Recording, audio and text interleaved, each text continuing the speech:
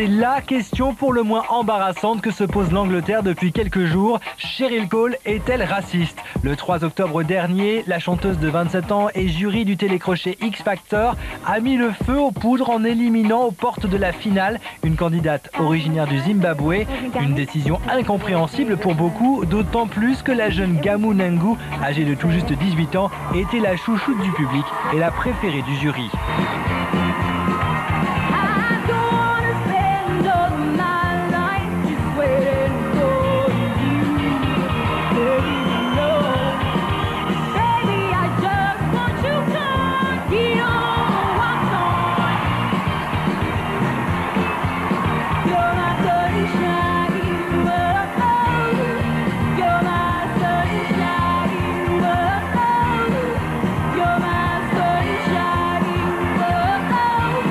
La décision de Cheryl Cole surprend alors tout le monde. Pour l'instant, c'est un non. Je suis désolée Gamu, je ne peux pas t'emmener plus loin que ça. Du jour au lendemain, l'affaire tourne au scandale en Angleterre. Pourquoi Cheryl Cole a-t-elle éliminé la favorite du concours au profit de deux autres candidates moins talentueuses? Les prestations de Gamu Nangu sont visionnées plus de 5 millions de fois sur la toile et un groupe de soutien se crée sur Facebook réunissant plus de 250 000 fans.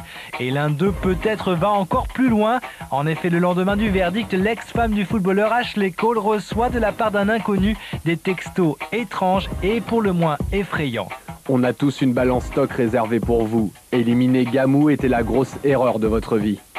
La star n'hésite pas une seconde et demande à la police d'assurer sa protection 24 heures sur 24. Scotland Yard prend le dossier en main et traque l'homme dont les menaces de mort se font de plus en plus inquiétantes. Nous savons tous combien vous êtes raciste. À cause de vous, chaque jeune fille blanche portant le même prénom que vous est désormais en danger de mort. Parce que je vais les tuer et elles ne sauront même pas pourquoi.